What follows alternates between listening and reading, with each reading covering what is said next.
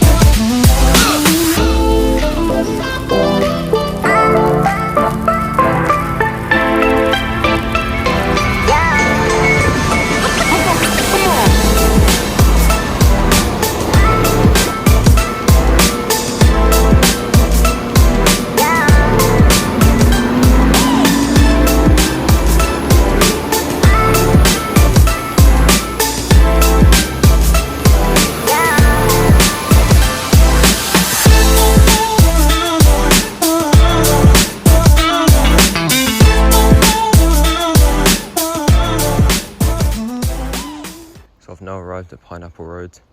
I only have 14 minutes here, so I've got to be quick filming. Because of this, I didn't get as much footage of the station as I wanted, but I still managed to explore most of it. Pineapple Road is a fairly small but nice station, with departure boards on both platforms, and a canopy near the exit for shelter. The platforms are lined with benches and station signs to remind you where you are. Both platforms are connected to the concourse by stairs and lifts, making the station fully step-free. Up on the concourse, you'll find a ticket machine and passenger information displays. But in order to switch platforms, you have to use a footbridge. And after spotting my train arriving, I ended up having to sprint across it. Luckily, I made it just in time. After a quick 2-minute ride, I arrived at my next stop, King's Heath. Straight away, you can tell that the station's layout is really similar to Pineapple Road. Down at platform level, the biggest difference is this really nice flatbed behind platform 1, which adds a bit of colour. Getting up to the concourse is easy, with both stairs and lifts available. At the top, you're greeted by a footbridge that gives you a really nice view across the whole station. There are 2 exits, but they're definitely not equal. The smaller one, on the platform 1 side, is pretty basic. It's got a few information posters and one tiny little chair. That's pretty much it. Head across the footbridge to the other exit though, and it's much better equipped. You'll find bike racks, a ticket machine, more seating, information boards, the King's Heath totem, and even a preserved heritage station sign from the original King's Heath station, which is a really nice touch. You can also see the departure board from here, and because this exit comes out onto the main road, there's a bus stop less than a minute's walk away. Here's a random little detail I noticed when I was there. There are actually 2 more steps going to and from platform 1 than there are for platform 2. I have absolutely no idea why, but now you know too. Unfortunately, this is where things start to go a little bit wrong. My train ended up being delayed, but at the time I didn't think much of it, but it did end up causing me problems later on. Eventually, the train arrived and asked for another quick 3-minute ride. It was time to hop off at my next stop, Moseley Village.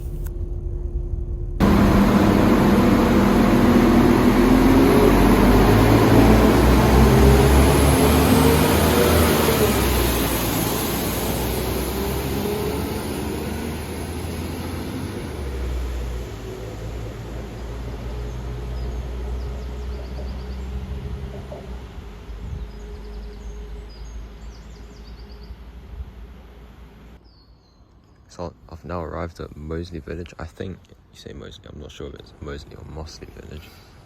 But I'm here.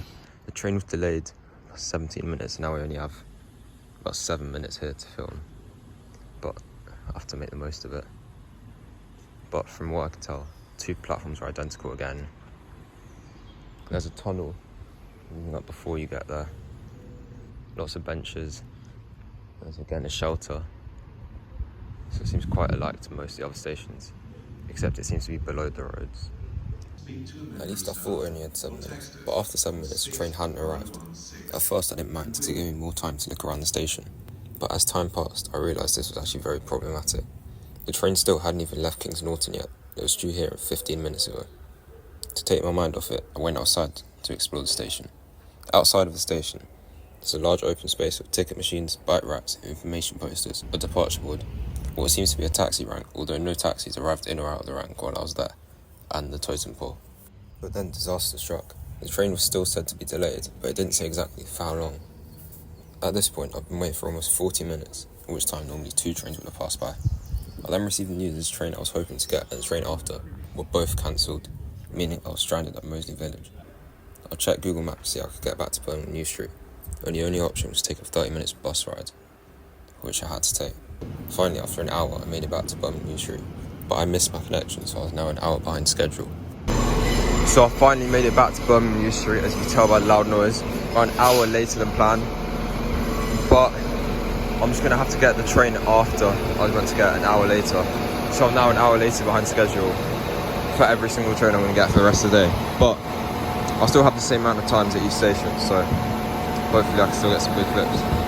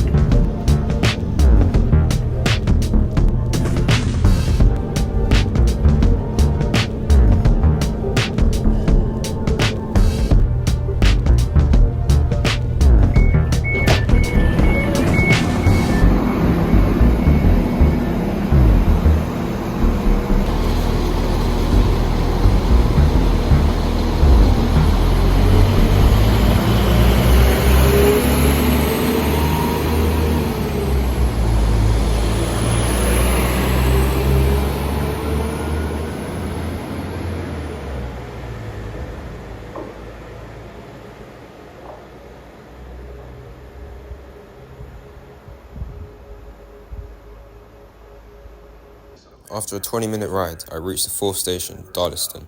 This station was different to any of the other stations I've visited today, due to the fact that it's on a different line. This station sees hourly services to Birmingham New Street on platform 1, and services to Shrewsbury via Wolverhampton on platform 2.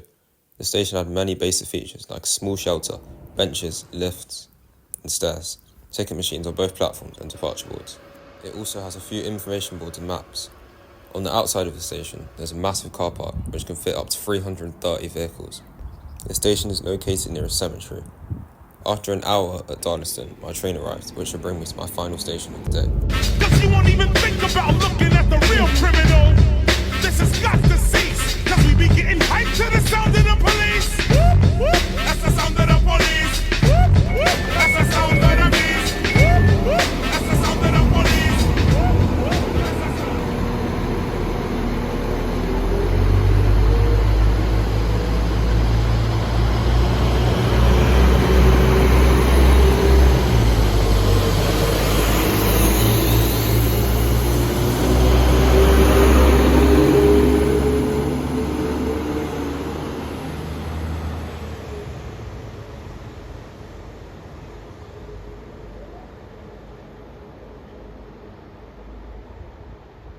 It only took 3 minutes for me to arrive at the final station, Willenhall, and this station was my favourite one yet. As soon as you arrive, you're greeted with some amazing artwork on platform 2. It has the same features as Darlaston, but also feels very different. The car park is also much smaller. There's also a heritage station sign and a nice map of the area near the entrance on platform 2. The entrance by platform 1 near the road is much smaller, but it does have basic features like stairs and lifts. It's a very creative and interesting station, but the best bit is definitely the artwork. It adds a lot of character to the station and makes it stand out from others.